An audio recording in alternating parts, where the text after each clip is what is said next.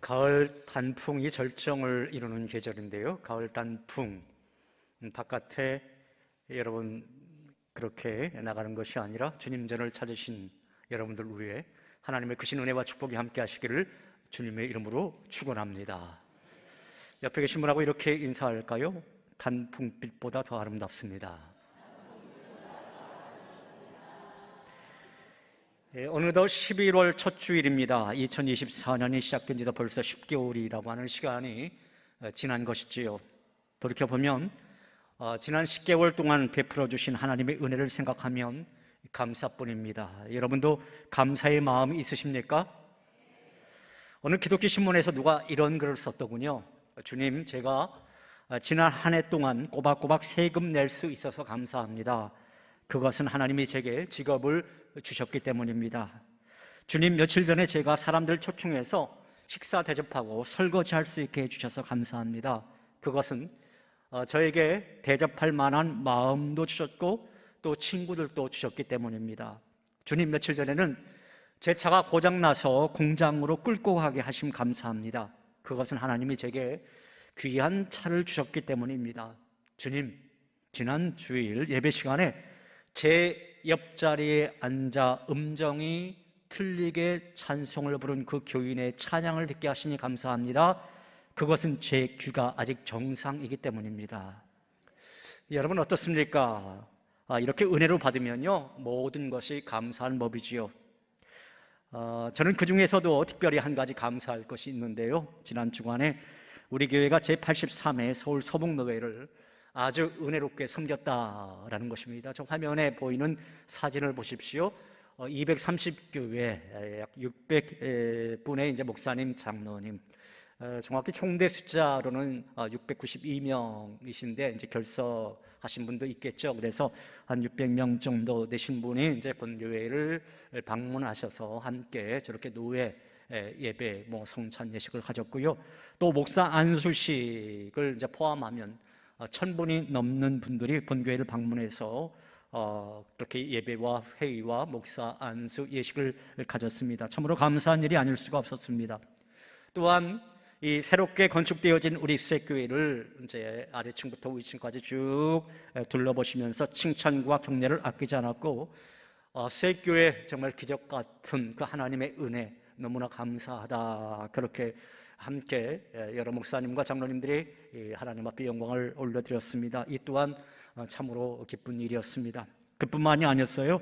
우리 쇠교회 정말 많은 그 장로님들 그날 노회에 참석하셨습니다. 저 화면 보여주시죠. 저렇게 노회 석상에서 우리 여러 그 당회원들 또 원로은퇴 장로님들 함께 인사할 수 있는 시간도 가졌습니다. 그리고 50여 분의 많은 성도 여러분들이 그날 오셔서 안내도 해주시고 주차 봉사도 또 해주시고 또 주방 봉사도 또 도와주시고 여러 가지 일에 협력을 해주셨습니다. 이 자리를 들어서 헌신해 주신 우리 모든 성도 여러분들께 감사를 드립니다. 사랑하는 여러분, 바라기는 앞으로도 우리 쇠교회가 우리 개교회를 넘어서서 노회를 섬기고 한국교회를 섬기고 세계 열방을 섬길 수 있는 그러한 귀한 믿음의 공동체가 되기를 간절히 소망합니다. 오래전 톰 행크스 주연의 아폴로 13호라고 하는 영화가 있었는데요. 아직도 저는 그 영화의 대목이 생생하게 기억이 납니다. 이 영화는 아폴로 11호와 12호에 이어서 세 번째로 달에 착륙하고자 지구를 떠나가던 중에 일어나는 어떤 위기 사건을 어떻게 그 조종사들이 잘 극복해 나갔는지 보여주고 있는 그 영화인데요. 아폴로 13호는 산소 탱크 쪽에 이제 문제가 발생하기 시작합니다. 그래서 이제 우주선의 기능들이 하나하나 이제 마비되어져 가면서 여러 가지 이제 궤도 이탈 증상까지 보여지게 되는데요.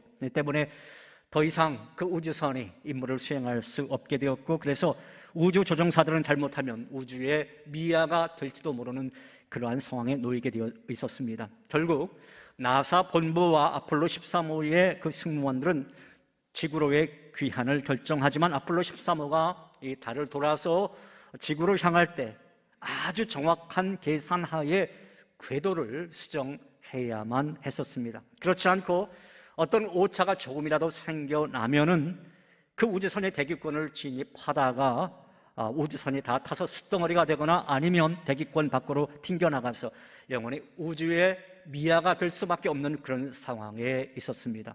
이제 얼마 남지 않은 전력, 그리고 더 이상 신뢰할 수 없는 그러한 컴퓨터 기능, 그리고 수많은 변수들이 그들을 기다리고 있었는데요, 드디어 39초간의 추진 분사가 시도되고 아슬아슬하게 그 궤도가 수정되어져 가기 시작합니다. 그리고 마침내 그들은 태평양에 안전하게 착륙을 하게 되는데요, 죽음의 궤도에서 어느새 생명의 궤도로 진입하게 된 아폴로 13호의 그 이야기는 이 궤도를 수정해 나간다라고 하는 것이 얼마나 어렵고 힘든 것인가 우리에게 잘 보여준 영화였습니다.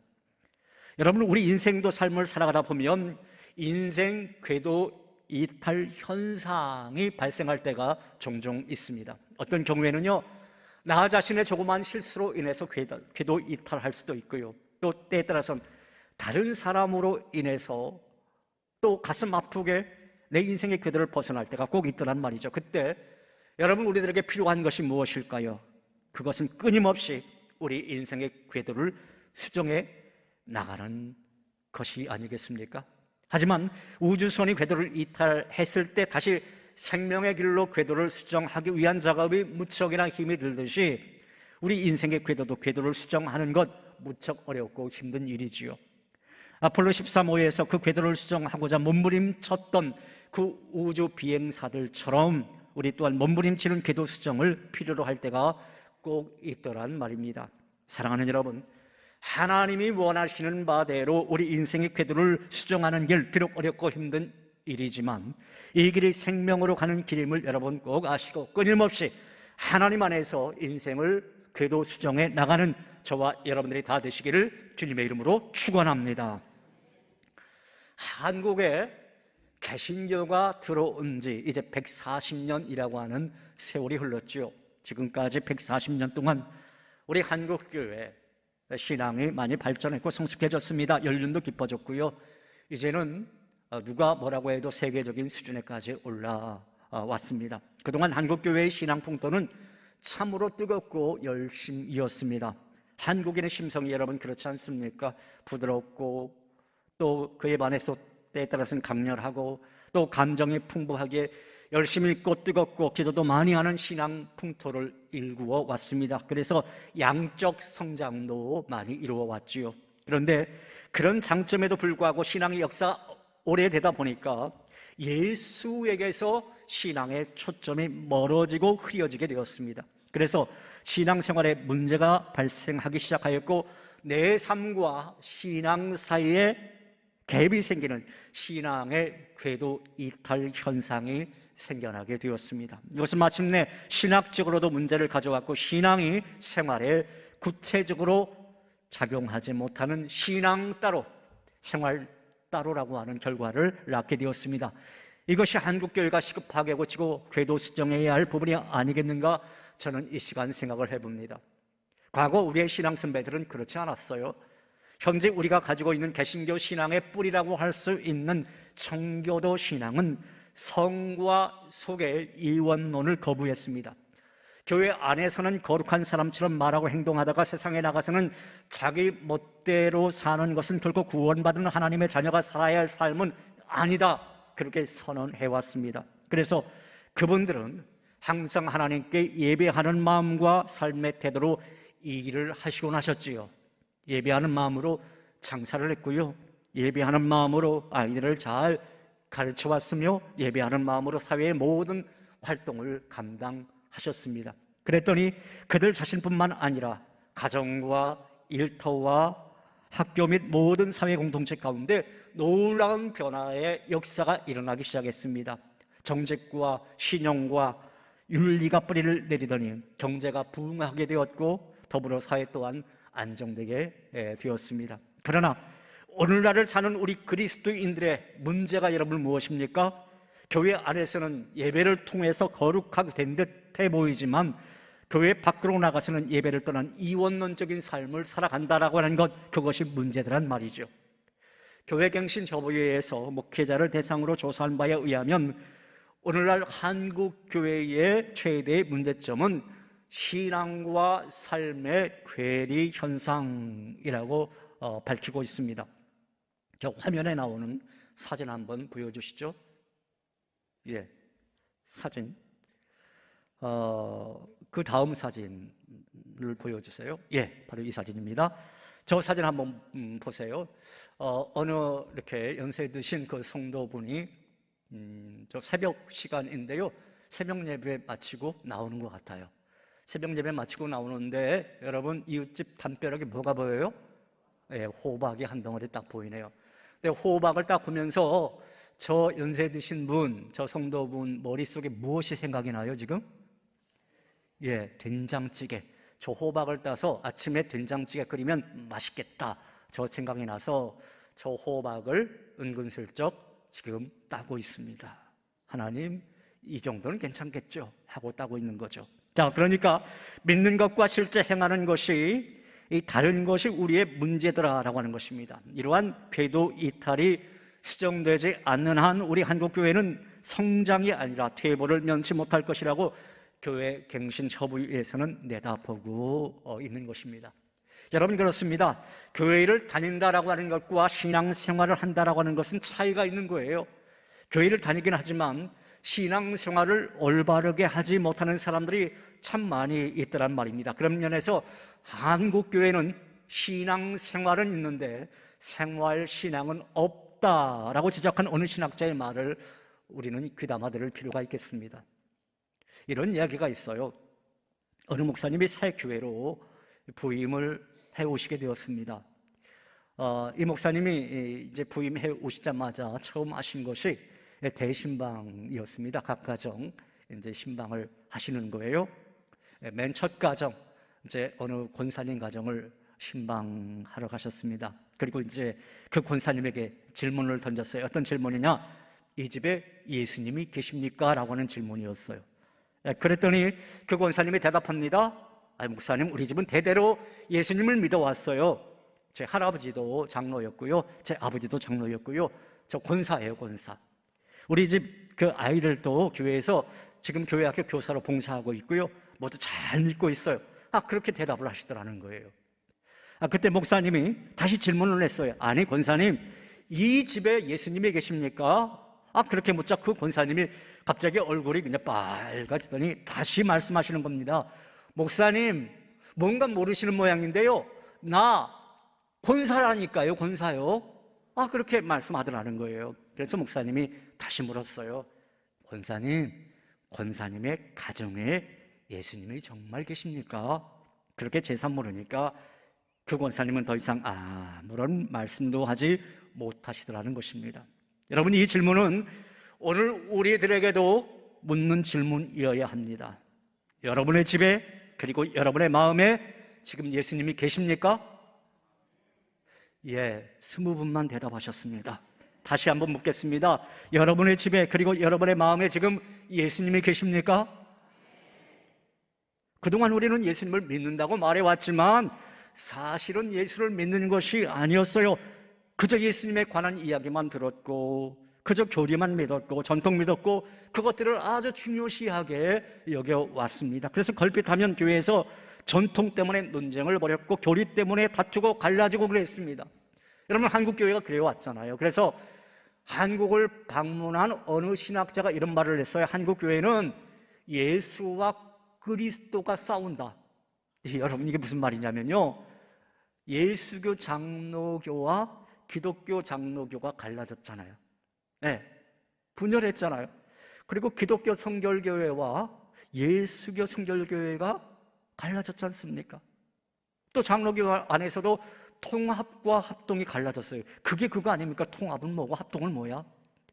자, 이렇게 한국교회는 한때 교리 때문에 많이 싸웠던 때가 있었습니다. 예수를 믿고 구원받으면 그것이 성경의 진리인데, 그것이 가장 바람직한 신앙인데, 사람들은 예수 그리스도는 옆에 두고 어떤 교리 문제 때문에 머리 터지게 싸웠던 것입니다. 그래도 이탈했기 때문에 그랬던 것이죠. 또 교회마다 제도니 규정이니 하는 규약을 만들어 놓았습니다. 이게 다 나쁘다라고 하는 소리는 아니에요. 자, 그런데 그것이 때에 따라서 새신자들이 그 교회에 적응하는데 어떤 그 기회를 뺏어버리는 결과를 나타나라고 하는 것입니다. 마치 바리새인들이 스스로 법을 만들어 놓고 나중에는 그 법 때문에 예수를 죽인 꼴과 같습니다. 그 법이 누구를 위한, 또 무엇을 위한 법이란 말입니까? 모든 법은 예수를 잘 믿도록 도와줘야 하는 법이어야 하는데, 그렇게 만든 법이 나중에는 예수를 믿는데 오히려 방해되는 법으로 작용했습니다. 그것 또한 궤도 이탈한 모습인 것이죠. 자, 이제 여러분 본문 말씀으로 한번 들어가 보실까요? 오늘 본문의 주인공 사도 바울은 아주 열정적인 그러한 전도자였지요. 어느 날 그가 제2차 전도 여행 중에 아덴이라고 하는 곳을 전도하게 되었어요. 지금의 아테네입니다. 그래서 아테네. 자, 그 철학의 도시 이 아덴에서 전도하면서 사도 바울은 자신이 믿기 전에 배웠던 철학적 사고에다가 믿음이라고 하는 것을 더해서 아덴 전도를 하려고 했습니다. 아덴 사람들은 철학적으로 아주 이제 궤변을 많이 늘어놓았기 때문에 그 궤변을 뛰어넘는 그 논리로 전도하고자 했던 것이죠. 그런데 아덴 전도 그리 신통치가 않았어요. 특히 아레오바고라고 하는 곳에서 이제 전도를 했는데, 그곳이 이제 그 아덴에서 가장 대표적인 장소였거든요. 바울은 이곳에서 자신이 그동안 배웠던 지혜와 지식 총동원해서 복음을 설명하고 설득하려 들었습니다. 그런데 안타깝게도 열매가 없는 거예요. 열매가 없었습니다. 그동안 다른 곳에서는 모진 박해도 불구하고 복음을 전하기만 하면은 열매가 있었어요. 그리고 그런 곳에 꼭 교회가 세워지곤 했었습니다. 그러나 이 아덴에서는 별로 박해도 없었고 해서 나름대로 정말 최선을 다해서 사도 바울이 있는 힘껏 복음 전도를 했는데 교회도 세워지지 않았습니다. 열매가 전혀 없었던 거예요. 고작 반응이 있었다라고 하는 것이요, 어디 한번 무슨 말 하나 한번 들어볼까라고 하는 정도였었습니다. 그런 모습 보면서 사도 바울이 얼마나 마음의 실망이 컸었겠습니까? 사도 바울과 같은 사람에게 전도에 실패하고 설교에 실패했다라고 하는 것, 그 어떤 실패보다 큰 수치심을 가져다 주는 것이었을 것입니다. 사역에 회의도 들었고 사역을 포기하고 싶은 그런 생각도 들었을 거예요. 여러분, 삶에서 고난보다 더 무서운 것이 무엇인지 아십니까? 그것은요, 수치감입니다. 수치감. 고난의 순간 지나고 나면요, 그거 곧바로 잊어버리지만 수치심은 수치스러운 순간 지나도 그 기억이 오래 머리에 남곤 하기 때문입니다. 저도 사도 바울의 심정을 어느 정도 이해할 수 있을 것 같습니다. 설교하면서 어떤 때는 설교 참 힘들다라고 하는 느낌이 들 때가 있어요. 어떤 때냐, 사람들이 설교에 관심이 없을 때가 있잖아요. 이렇게 딱 보면 어떤 사람이 휴대폰만 만지작거립니다. 여러분, 여기서 다 보여요. 안 보일 것 같죠? 다 보입니다. 어떤 분이 조는지, 어떤 분이 또 이렇게 설교 메모하는 것 같으면서 이게 설교 메모가 아니에요. 엉뚱한 짓거리 하는 거예요. 오늘 예배 끝나고 내가 무슨 일 할까 스케줄 짜는 거예요. 이게 다 보여요. 산만한 행동. 그렇게 하고 저 목사님 어디 무슨 말 하는지 한번 들어볼까? 라고 하는 모습 보이면요, 설교자로서 참 마음이 무겁습니다. 목회자들이 그 힘들 때, 경제적으로 힘들 때도 힘들겠죠. 또 누군가 뒤에서 수군거릴 때 그때도 힘들겠죠. 그런데요, 더 힘들 때가 어떤 때인지 아세요? 하나님 말씀이 돌처럼 튀어오를 때. 나는 열심히 하나님 말씀 준비해서 전하는데 이게 시멘트 콘크리트예요. 막 튀어오른다라고 하는 느낌이 들 때 정말 무척 피곤해집니다. 아마도 아덴 전도에 실패한 사도 바울도 그런 심정이었을 것 같아요. 그러나 그는 곧 그 상황을 극복하기 시작하는데요, 여러분 어떻게 극복했는지 보세요. 이런 생각이 들었어요. 기도 중에 예수님 안에서 죽은 자가 무슨 수치인가, 그런 생각이 들었어요. 그래서 그는 기도하면서 믿음으로 다시 일어서기 시작합니다. 그리고 한 가지 아주 처절한 교훈을 다시 얻게 되는데요, 어떤 교훈이었느냐, 내가 지식으로 전하려고 했더니 이거 안 되는구나. 내가 궤도 이탈했었구나. 예수 그리스도 외에는 길이 없는데 내가 철학을 앞세워 전하려고 했던 것, 그게 잘못되었었구나. 그래서 사도 바울은 어떤 결심을 하느냐면 그는 이제 나는 오직 십자가만 자랑하겠다, 그렇게 결심해요. 한번 따라해 보겠습니다. 오직 십자가만 자랑하겠다. 예, 그런 결심을 해요. 이런 궤도 수정의 자세가 바로 사도 바울의 성공 비결이었습니다. 여러분, 우리도 삶을 살다 보면 일을 잘하고 싶은데 잘하지 못해서 수치심을 가질 때가 있어요. 내가 헌신하고 사역할 때가 있잖아요. 그런데 그게 잘 안 될 때가 있어요. 내 마음대로. 그래서 상처도 받고 힘들고. 그렇다고 여러분 뒷걸음 쳐서는 안 되는 것입니다. 다시 정말 십자가로 향하는 자세가 필요한 거예요. 그러면 실패는 반드시 성공의 어머니가 될 것입니다. 고난도 슬기롭게 극복하면요, 인생의 귀한 약이 될 수 있는 겁니다. 자, 이제 본문에 있는 말씀으로 다시 한번 들어가 보십시오. 패배감과 좌절 때문에 더 이상 아덴에서의 사역을 할 수가 없어서 사도 바울이 어디로 간지 아세요? 이제 오늘 본문에 고린도라고 하는 지역으로 가게 돼요. 그래서 고린도에서 사역할 때 사도 바울이 자신의 심정을 이렇게 밝히고 있어요. 그게 3절에 있는 말씀인데요, 자막을 보면서 이 말씀 같이 읽어볼까요? 내가 너희 가운데 거할 때에 약하고 두려워하고 심히 떨었노라. 자, 지금 사도 바울의 심정 세 단어로 표현하고 있는데요, 약하고 두려워하고 심히 떨었다. 이건요, 아덴에서의 충격 때문이었어요. 아덴에서 그렇게 열심히 설교 준비하고 메시지 준비하고 전했는데, 아, 나는 무능한 존재이구나. 약하다. 아, 사람이 두렵다. 그리고 심히 떠는 마음. 새로운 지역 고린도까지 왔잖아요. 그곳은 더 소문난 곳이거든요. 더 힘든 곳이거든요.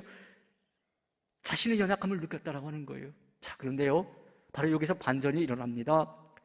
약하고 두려워하고 심히 떨었다면 이제 사역을 중단하거나 포기했어야 되는데 그러지도 아니하고 이제 고린도 지역에서는 정말 최선을 다해서 다시금 하나님의 사역, 전도 사역을 시작하는데요, 어느 곳의 사역보다 더 큰 열매가 맺혀지기 시작하는 거예요. 수많은 사람들이 예수 믿게 되고 교회도 크게 부흥하게 되는 거예요. 자, 그러면 어떻게 해서 그렇게 된지 여러분 아세요? 그게 4절 말씀 속에 우리에게 해답을 보여줍니다. 4절 같이 한번 묵독을 해볼까요? 내 말과 내 전도함이 설득력 있는 지혜의 말로 하지 아니하고 다만 성령의 나타나심과 능력으로 하여. 무슨 말인가요? 아덴처럼 하지 않았다는 거예요.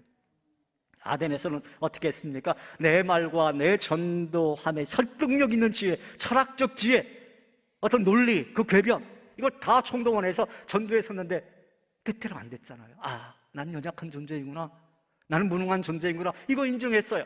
그리고 어떻게 했다고요? 성령의 나타나심과 성령의 능력을 했더니 열매가 나타나더라라는 것입니다. 자신의 연약함 뼈저리게 깨닫고 자신을 철저하게 내려놓고 이제 하나님만 꽉 붙잡고 사역했더니 열매가 있더라. 여러분, 그렇습니다. 바울은 특히 아덴에서의 사역을 통해 자신이 얼마나 연약한 존재인가 뼈저리게 깨달았습니다. 그래서 자신의 힘으로 사역을 해서는 안 되고 철저하게 성령의 능력을 해야 된다라고 하는 사실을 깨달았던 거예요. 그리고 그가 어떤 결단을 한지 아세요? 2절 말씀 보세요. 앞으로 가서 2절 말씀 같이 읽어봅니다. 내가 너희 중에서 예수 그리스도와 그가 십자가에 못 박힌 것 외에는 아무것도 알지 아니하기로 작정하였습니다. 자, 그는 오직 예수 그리스도만 알기로 작정했다라고 하는 거예요. 오직 십자가만 전하기로 작정했다라는 것입니다. 그런데 바로 거기에서 영문이 변화되는 역사가 일어나기 시작했다라는 것입니다. 결국 고린도 지역 전도는 큰 성공이었고 바울의 선교 여정에서 가장 큰 교회가 세워지는 그런 놀라운 역사가 있었습니다. 여러분, 아덴에서의 실패와 고린도에서의 성공 사이에 어떤 차이가 있었습니까?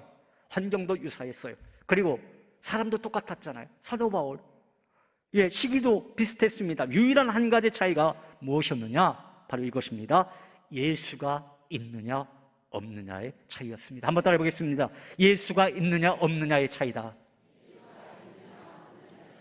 사도 바울은요, 그가 궤도 수정한 이후에 정말 그의 고백처럼 자신의 삶 전체를 바치면서 오직 십자가만을 전했습니다. 그리고 로마에서 순교를 당했죠. 마지막 생명까지 주님 앞에 온전히 드렸던 것입니다. 그러니까 주님께로 온전히 궤도를 수정한 후에는 죽는 그 순간까지 자신의 모든 것을 다 주님 앞에 드렸던 것이지요. 미국의 34대 대통령 드와이트 아이젠하워 대통령이 전국 언론인 클럽에서 연설을 한 아주 유명한 연설이 있습니다. 이때 그는 자신의 어린 시절 이야기를 회상하면서 이러한 연설을 시작합니다. 어린 시절 나는 아버지와 함께 인근 목장으로 젖소를 살아갔습니다. 아버지는 마음에 드는 젖소 한 마리를 고른 후에 주인에게 물었습니다. 이 젖소의 혈통은 무엇입니까? 좋은 곳입니까? 유지방 성분은 어떻습니까? 매일 얼마의 젖을 냅니까? 젖소 주인이 이렇게 대답하는 것이었습니다. 저는 그런 건 잘 모르겠습니다. 제가 아는 것은 송아지 때부터 키운 제 이 젖소는 정직하다라고 하는 것입니다. 지금까지 이 젖소는 자기가 갖고 있는 것을 나에게 다 주었습니다. 이 젖소는 틀림없이 당신에게도 자기가 가지고 있는 모든 것을 다 줄 것입니다 라고 대답했습니다. 이 이야기를 한 후에 아이젠하워는 이렇게 연설을 마무리했다라고 합니다. 존경하는 언론인 여러분, 저는 늙은 젖소와 같습니다. 대통령으로서 가진 모든 것을 국민 여러분들과 미국을 위해 다 바치겠습니다. 이 연설을 듣고 있던 모든 사람들이 일어나서 뜨거운 박수로 화답을 했다고 합니다. 여러분, 오늘 본문의 사도 바울이야말로 젖소처럼 주님께 자신을 가진 것을 다 드렸다, 그렇게 말할 수 있겠습니다. 그런 주님께로 인생의 궤도를 수정한 이후에 평생을 주님 앞에 드리는 삶을 살았습니다. 끝으로 자신의 생명까지 주님 앞에 다 드렸습니다. 그야말로 젖소처럼 다 드리는 삶을 살았던 것이죠. 그렇다면 여러분, 오늘 우리도 나의 신앙을 깊이 되새겨 보아야 하지는 않겠습니까? 지금 나의 신앙이 정말 예수 그리스도가 머물러 있는 신앙인으로서의 삶인가? 아니면 나는 지금 궤도 이탈한 그런 신앙인의 모습은 아닌가? 우리 한번 깊이 생각해 보아야 할 것입니다. 궤도 이탈된 신앙 생활을 하는 분들은요, 평소에는 요란합니다. 너무 열심인 것처럼 그렇게 외관상 보이긴 합니다. 아주 뜨겁습니다. 그런데 그런 분들 막상 위기가 오면요, 곧바로 침묵하고 후퇴하고 숨기 바쁩니다. 도마가 그랬지 않습니까? 가룟 유다가 그랬잖아요. 또 베드로가 그랬지 않습니까? 도마, 유다, 베드로의 공통점이 무엇입니까? 신앙생활에 있어서도 모두 궤도 이탈했던 사람이었습니다. 그러다 보니까 위기 때에, 십자가 위기 때에 그들은 넘어질 수밖에 없었던 것이죠. 그에 반해서 복음서에 나와 있는 아리마대 사람 요셉과 니고데모는 여러분 어떠했습니까?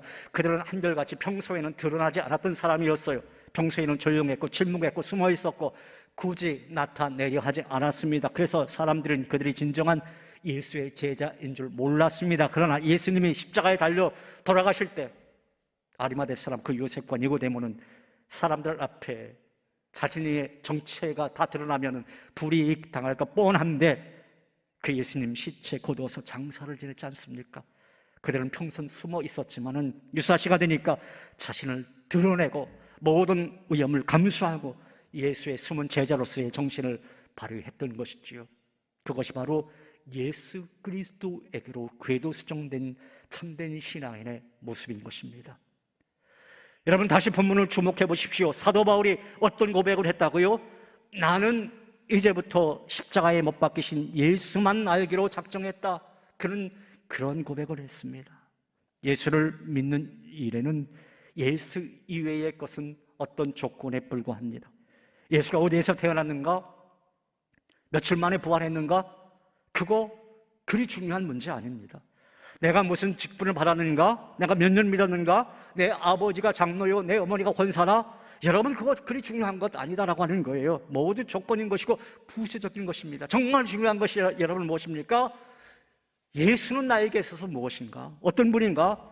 내가 과연 그분을 인격적으로 만났는가? 나는 지금 그분과 함께 살고 있는가? 나는 지금 순간마다 그분과 상의하고 정말 그분을 의지하고 믿고 순종하며 살아가고 있는가? 여러분, 이것이 중요한 것이죠. 그래야 그분에게 내가 정말로 순종하며 살아갈 수 있는 것이고요, 그분에게 헌신하며 살아갈 수 있는 것이고요, 그분에게 나를 복종시키면서 살아갈 수 있는 것이죠.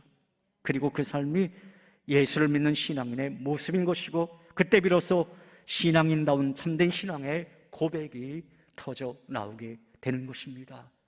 사랑하는 여러분, 바라기는 여러분의 믿음 또한 오늘 본문의 사도 바울처럼 이렇게 예수님에게로 온전히 궤도 수정된, 정말 오직 십자가의 신앙을 소유하는 참된 신앙인이 다 되시기를 주님의 이름으로 축원합니다. 이 시간 그 찬양 부르죠. 오직 예수뿐이네, 은혜 아니면 살아갈 수 없네, 호흡마저도 다 주의 것이니 세상 평안과 의로 내게 없어도 예수, 오직 예수뿐이네 라고 하는 이 사도 바울의 신앙 고백과도 같은 이 고백의 찬양 함께 찬양하죠.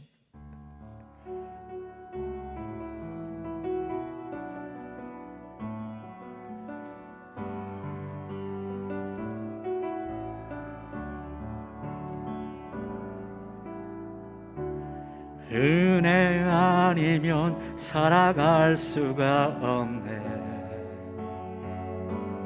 호흡마저도 다 주의 것이니 세상 평안과 위로 내게 없어도 예수, 오직 예수뿐이네. 다시 한번 은혜 아니면, 은혜 아니면 살아갈 수가 없네,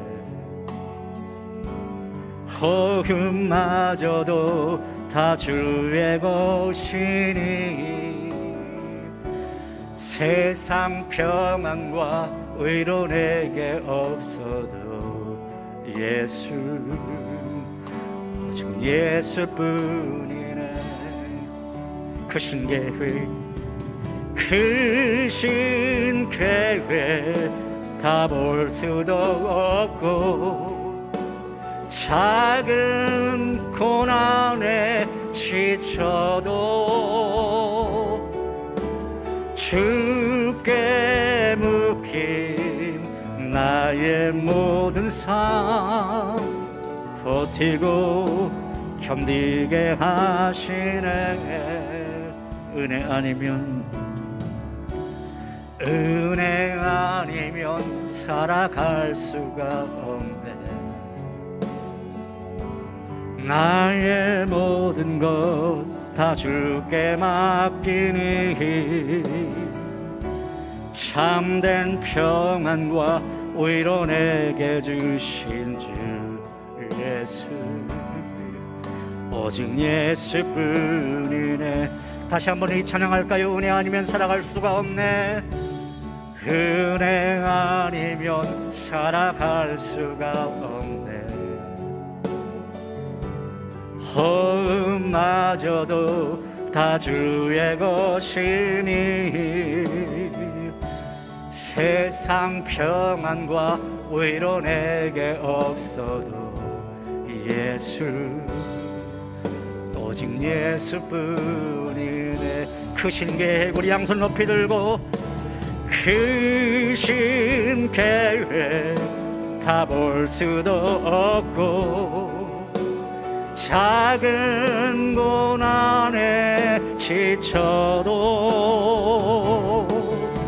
주께 묶인 나의 모든 삶 버티고 견디게 하시네. 다시 한번 고백합니다. 크신 계획, 크신 계획 다 볼 수도 없고 작은 고난에 지쳐도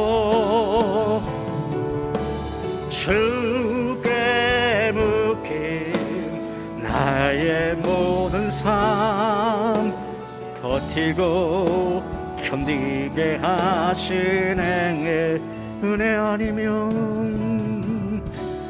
은혜 아니면 살아갈 수가 없네. 아멘.